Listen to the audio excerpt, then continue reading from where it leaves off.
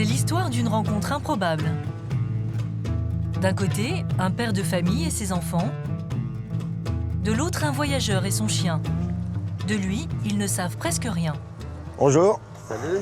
Olivier. David. Salut. Salut. Ah, le fameux chien. C'est lui. Ils se voient pour la première fois. Ça va, c'est bien passé? Oui, ça a été. La dernière nuit au froid? Très gelé. Ouais. Hier encore, David dormait dans la rue. Bon. Aujourd'hui, il vient s'installer chez Olivier et sa famille. Une famille qui a décidé d'héberger chez elle ce sans-abri pour qu'il ne passe pas l'hiver dehors. Moi, je te connais pas, tu me connais pas, on va faire connaissance. On est là pour apprendre à se connaître. Et voilà, quoi. Ben, je me dis que moi, ça pourrait peut-être m'arriver. Hein. Et trouver quelqu'un qui tend la main, ça peut être une bonne chose, quoi. Ça me fait bizarre, ça me fait drôle. Mais il faut juste le temps d'une adaptation et de m'habituer. Mais je me dis que vous ne serez pas là. Je serai encore dans la rue. Loger un SDF à la maison, voici la main que tentent de plus en plus de Français. Comment se sont-ils rencontrés? Il y a un étage. Pourquoi les familles ouvrent-elles leurs portes? Le petit salé, c'est bon. Oui, impeccable. Grâce à cette aide, les SDF ont-ils une chance de se réinsérer? Nous avons suivi 3 familles, 3 histoires d'entraide de citoyens avec les plus démunis.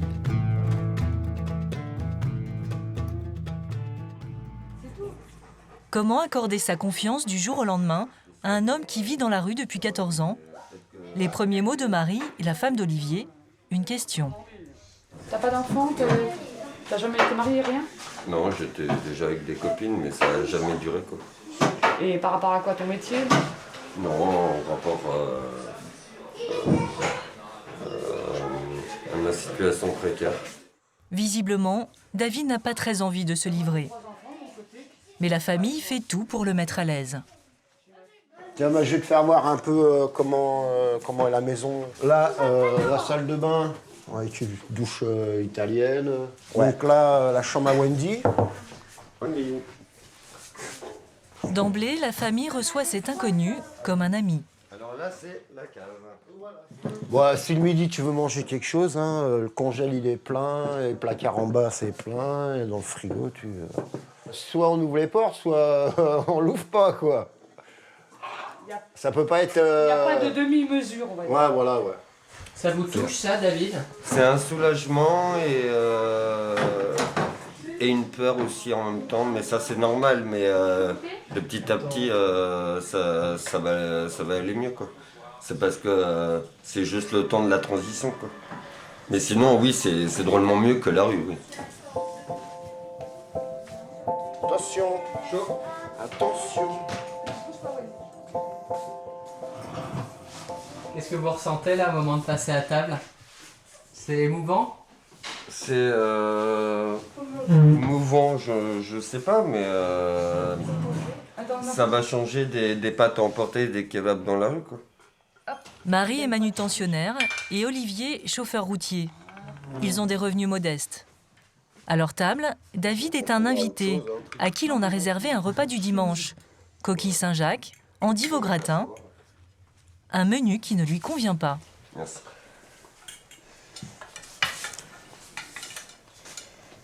Non, parce que j'aime pas les choux, les endives et la choucroute. Ça tombe mal, mais apparemment, c'est moins amer. Donc je vais goûter et je vais... Alors? Bah c'est pas bon, C'est dégueulasse. Mais il en faut plus pour décourager la petite famille. Pendant 30 secondes. Pour faire plaisir à David, Loïc, le fils aîné, retourne au fourneau cuisiner des surgelés. Donc là, ça change. Voilà. Ça va mieux là? Plein d'huile. Oh, puis à mon avis, hein, Oui, tu peux. Hein Tu peux. ça va le faire. Hein. On dit dans la rue, tu meurs de faim. Bah là, je crois que je vais pas mourir de faim. Nous, on habite à la campagne, les maisons, les 3/4 du temps, elles sont grandes et il y a toujours une chambre ou deux de libre, quoi, parce qu'il y a des gens qui arrivent en retraite, qui n'ont plus d'enfants à la maison, donc qui pourraient faire ça, accueillir des gens. Et multiplié par le nombre il y a 65 millions d'habitants en France, et on pourrait régler ce problème, quoi. Parce que maintenant, si on attend que l'État le fasse, ça se fera jamais, quoi. Le problème, c'est que depuis longtemps, les gens, ils ont compris tout ce qu'on se dit. Ils l'ont tous compris. Mais ils ont peur de le faire, ou alors ils ont honte de le faire. La première image de David, la famille l'a découverte sur Internet. Hein, c'est un artiste de rue, des tours de magie. C'est comme cela qu'ils se sont rencontrés. C'est cette vidéo qui les a convaincus. On y voit David faire des tours de magie. Leur premier contact a eu lieu il y a un mois grâce à un nouveau réseau d'entraide, le 115 du particulier. Créé par un ancien SDF, ce site met en relation d'un côté des familles qui proposent un hébergement, de l'autre des personnes qui cherchent un toit. Je suis là pour offrir un hébergement provisoire. Je recherche un hébergement pour pouvoir m'en sortir et trouver un travail. Marie et Olivier y ont déposé une annonce et laissé leurs coordonnées. David les a contactés. Ils lui ont parlé au téléphone plusieurs fois avant de l'inviter chez eux. Si nous on a dit oui tout de suite, c'est parce qu'au niveau du téléphone, déjà ça passait. Ouais, puis Skype. Il y a ça, et puis je sais pas, moi je sais pas, j'ai une certaine intuition, si ça passe, ça passe. Ça passe pas, ça passe pas. Le ton est déterminé, tout autant que cette mise en garde. Bah, de toute façon, moi, je suis franc, quoi. Ouais, on est très franc. C'est-à-dire que si ça va pas, on arrête, quoi. Ouais, ça, Maintenant, si ça va, quoi. Il y aura des moments où j'aurai peut-être un peu de blues, le bourdon. Ouais. parce qu'il y a le passé qui rattrape un peu, et il faut que je fasse un peu le ménage là-dedans, quoi. Ouais. Mais c'est des choses qui vont pas durer, quoi, je veux dire. La détresse de David a aussi ému Marie. Peut-être pas par hasard. Je te dis franchement, nous on a un lourd passé. Moi je suis divorcée depuis 2008. Je partageais ma vie depuis 20 ans avec un homme qui me frappait en permanence, qui m'abaissait en permanence, Voilà. Donc je me suis barrée avec mes gamins. J'aurais pu me retrouver aussi à la rue dans ton cas. Bah, c'est ce qui s'est passé au début avec ma mère, un beau-père violent flic. Et puis moi quand je rentrais, c'était toujours ma mère sur le carrelage qui faisait la natation de David. À présent, les enfants de Marie sont grands et n'habitent plus avec elle. Loïc et Wendy sont les enfants d'Olivier. Une famille recomposée, habituée aux cohabitations compliquées. Comme ils n'ont pas assez de chambres, c'est au milieu de leur salon qu'ils ont décidé d'installer David. Ne reste plus qu'à aller chercher un matelas dans le garage. En fait, voilà, ils me remettent dehors avec un matelas. C'est ça que j'ai gagné, voilà. Un lit, après des années de bitume. Faut que tu valses. Valse. Radiateur, attention à la tête. Ouf, plus. Confortable. J'ai pas l'habitude. Mais ouais, j'ai pas l'habitude. Mais Chicken, reste dans le lit. ça ira mieux quand je dormirai. David n'est là que depuis quelques heures et il a déjà gagné la confiance de la famille. Les parents lui ont demandé d'aider Wendy, 10 ans, à faire ses devoirs. Et visiblement, entre le SDF et la petite, le courant passe. En blanc. Ici, il faut mettre le.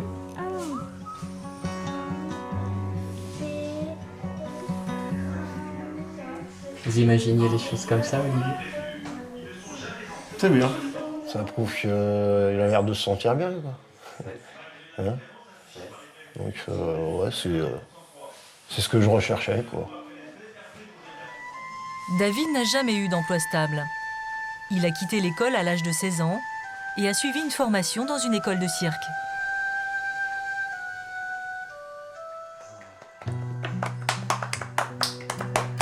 Ils lui tendent la main, mais en retour, ils ont des attentes. qu'il anime la maison, qu'il s'implique. Des demandes qu'ils n'ont pas formulées clairement.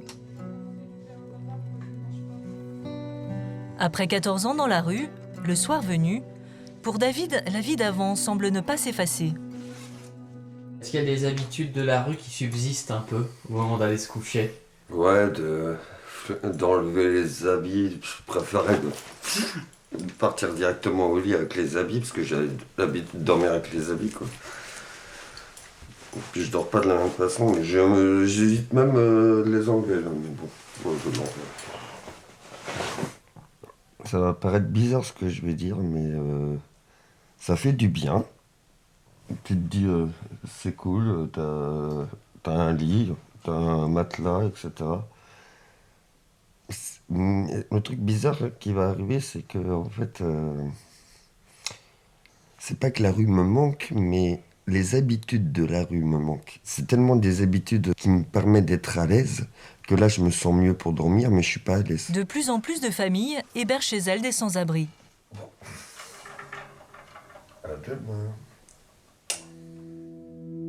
Mais la démarche n'est pas sans ambiguïté, ni sans abus. La générosité de certains n'est pas toujours désintéressée. Notre enquête nous emmène près du Havre, chez Sylvie et Polo, 2 ouvriers à la retraite. Ils ont déjà logé plusieurs sans-abri, 6 personnes en 1 an.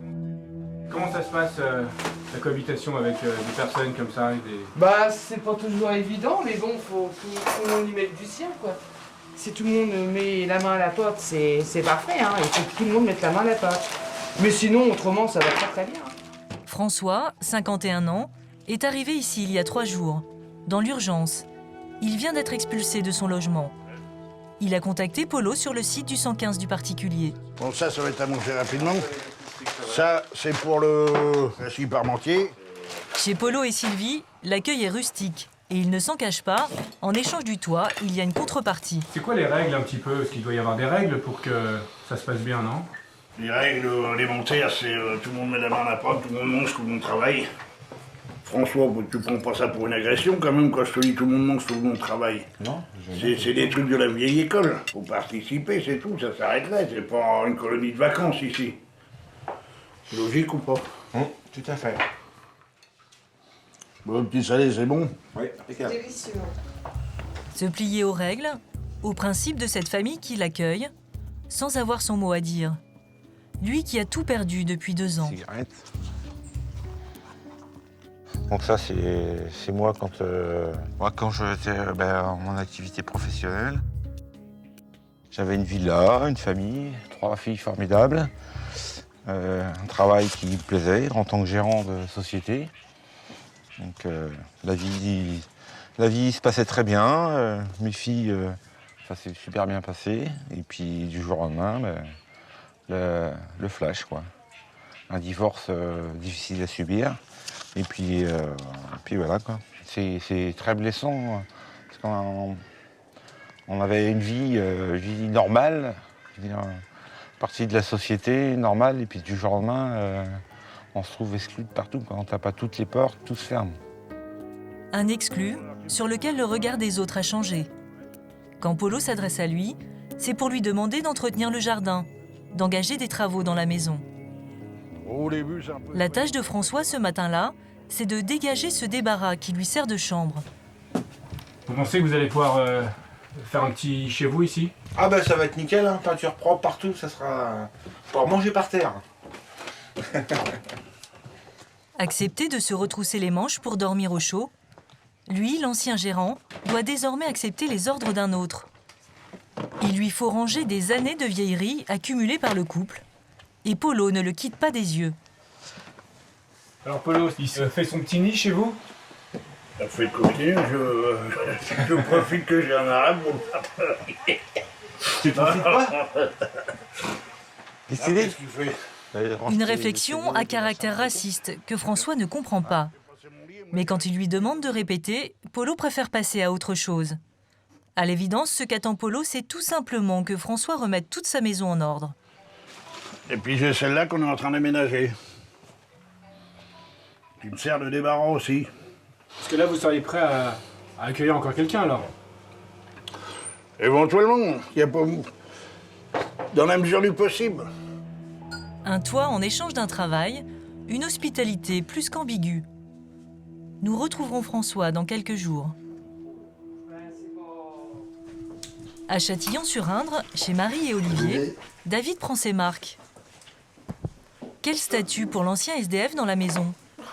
Invité, ami, il est aussi devenu la nounou de la famille. Tous les matins, il réveille la petite Wendy, lui prépare son petit déjeuner pendant que Marie est au travail. Olivier, lui, cherche des missions de routier sur Internet. La place accordée à cet inconnu n'est-elle pas trop grande? Il y a des gens qui doivent se dire, quand même, accueillir quelqu'un comme ça chez soi, on ne connaît pas. Mais en réfléchissant bien, une maman célibataire qui rencontre quelqu'un, pour qui elle a un coup de foudre, elle va l'accueillir chez elle. Elle ne le connaît pas plus. David s'occupe de Wendy et Olivier accomplit les tâches ménagères. Les deux hommes donnent l'impression d'avoir presque inversé les rôles. Wendy, tu prends ton cartable et tes gants, s'il te plaît. C'est lui aussi qui l'accompagne à l'école. T'es prête? Loin de sa vie de SDF, David découvre la vie de famille.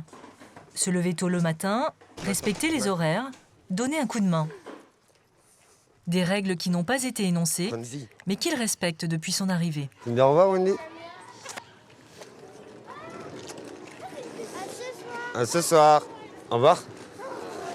C'est agréable là pour vous? Vous aimez faire ça? Ouais, ça me change un peu de mon quotidien et puis ça me fait rappeler des choses que j'avais fait il y a très longtemps. Ouais.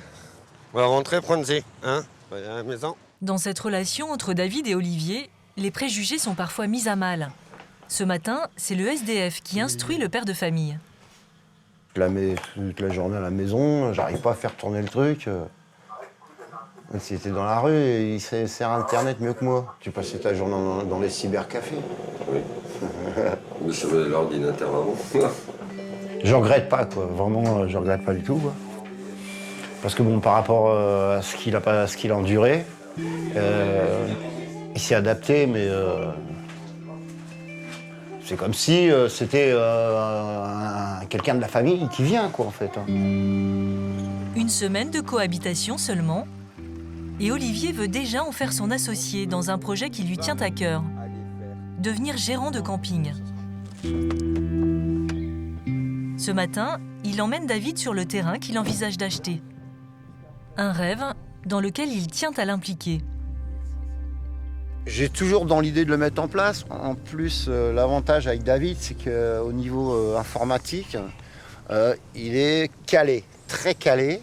Donc moi, c'est un peu où ça pêchait dans mon projet. Maintenant, David, il peut participer, ça serait super, quoi.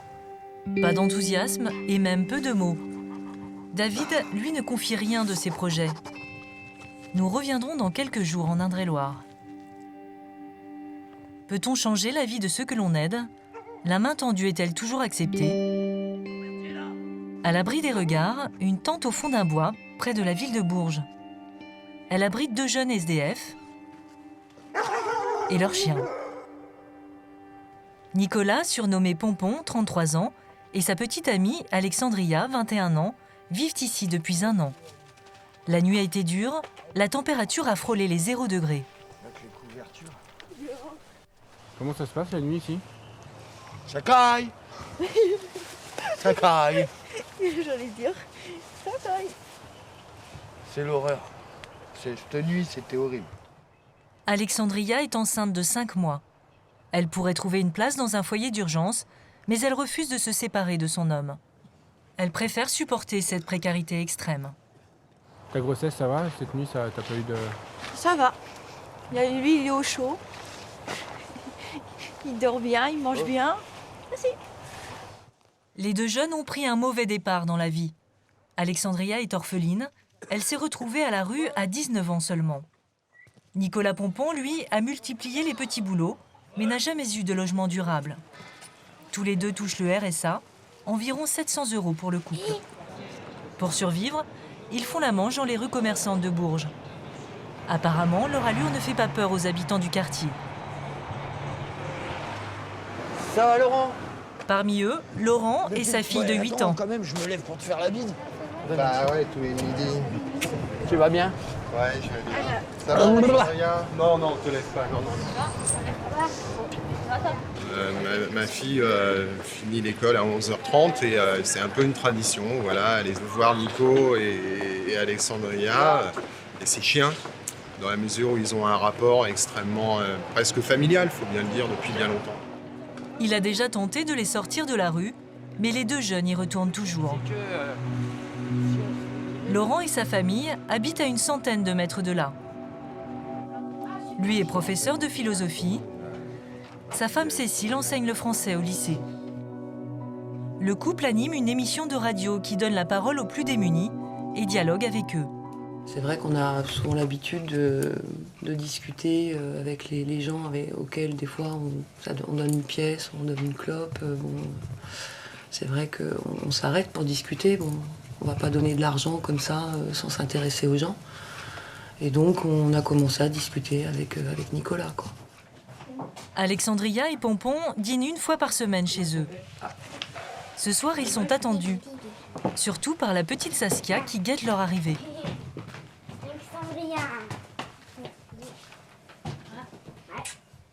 Bonsoir. Salut. Ça va? Ça va. Malgré leur grande précarité, les deux jeunes ne viennent jamais les mains vides. Tiens Laurent, je vous apporte une bonne bouteille. C'est pas vrai. Plume, elle est revenue, sauf qu'il faut Tu peux pas t'en l'isoler. spécier. Entre les deux femmes, la complicité est forte. Alexandria montre sa dernière échographie à Cécile. Ah, ça me rappelle, j'ai les mêmes derrière. Vous les avez vus, non? Oui, tu me les avais fait. Moi je la l'ai pas vu, première c'est fois. Mathias. Et comment vous avez réagi quand vous avez appris les nouvelles? Bah, c'est vrai que je m'y attendais pas, mais j'ai vu Pompon était content, donc et Alexandria aussi. Donc la première réflexion après ça que j'ai eue, c'est on n'a pas un enfant dans la rue, quoi. Ah non, ça c'est clair. Savoir qu'Alexandria dort dehors inquiète le couple. Ils voudraient lui offrir un toit. Dans les combles, ils ont une chambre vide. Le confort est sommaire, mais il y fait chaud. Pourtant, les deux jeunes refusent de s'y installer. J'évite au maximum de m'imposer chez les gens. C'est l'impression de s'imposer surtout. Ma fierté, c'est d'abord d'essayer de me démerder tout seul avant de demander d'appeler au secours, quoi. Pas trop dur de repartir comme ça à ce temps-là, sachant que...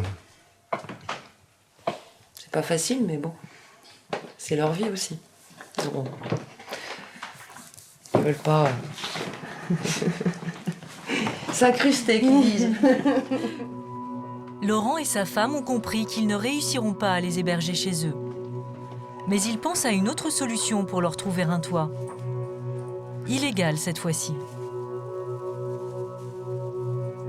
Nous retrouvons François, le sans-abri qui résidait chez les deux retraités du Havre. À plus de 350 km de là, à la gare de Cholet, dans le Maine-et-Loire. Il est parti de chez ses prétendus bienfaiteurs. Ça commençait à devenir un petit peu pénible à supporter. Donc lui avait quand même des réactions très violentes. Et surtout, il cherchait quelqu'un, un petit peu un genre d'esclave, pour lui retaper sa maison. Après, s'il y a des gens qui acceptent, tant mieux pour lui. Hein. Mais bon, c'est pas le cas pour moi. Dans la nuit, j'ai préparé mes affaires.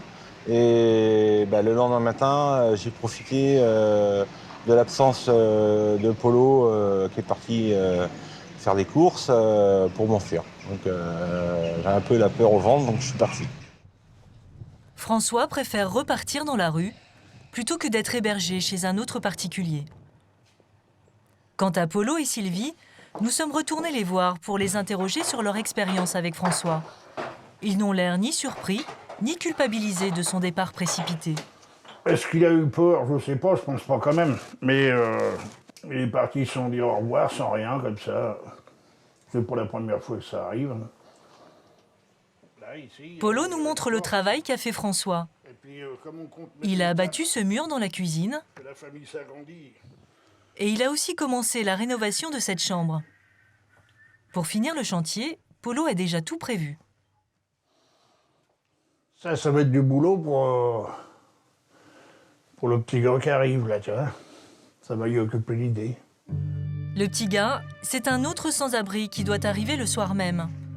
Il ignore qu'il va devoir travailler très dur pour gagner son toit. Polo l'a recruté via le 115 du particulier. Le site se contente de mettre en contact, sans contrôle. À Bourges, Laurent a donné rendez-vous sur un parking à Pompon et Alexandria, les deux jeunes SDF qui dorment dans les bois. Avec un élu écologiste de la ville, ils ont repéré un logement vide, parfait pour accueillir les deux jeunes et leur bébé à venir. Quand on a un jeune couple avec une jeune femme enceinte, avec cette température-là, il y a des réponses à trouver. Alors qu'elles soient légales, on peut chercher, il y a des institutions, mais des fois elles sont illégales. Voilà. Et la place d'un élu, c'est pas uniquement derrière un bureau ou dans une assemblée, c'est aussi aller au charbon. Laurent et l'élu accompagnent le couple pour prendre possession des lieux, un logement social en cours de rénovation, inoccupé depuis 1 an et demi. C'est la première fois que Laurent entreprend une action illégale. L'humanité justifie pleinement cet acte et qui pour moi ne relève pas du tout de la délinquance, que de l'acte citoyen. Un acte citoyen, mais Laurent préfère tout de même laisser Pompon forcer la serrure.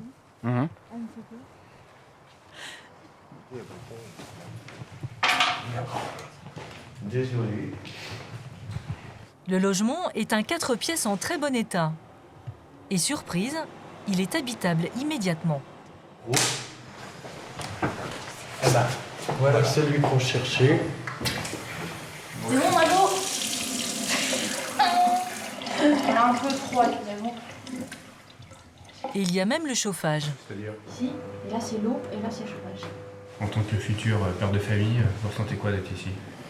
Bah, au moins ça me dit que je galère pour trouver quelque chose pour mettre ma femme et ma fille à l'abri et que je vois des logements comme ça qui sont abandonnés, pratiquement en très bon état et que ils sont pas foutus de nous en donner un quand on en cherche un. Alors que ben voilà, on va avoir un enfant, on est considéré comme personne prioritaire normalement. Ça sera comme mon petit chez nous. Depuis notre tournage, Pompon et Alexandria ont quitté leur squat. La préfecture leur a attribué un logement social, en toute légalité cette fois.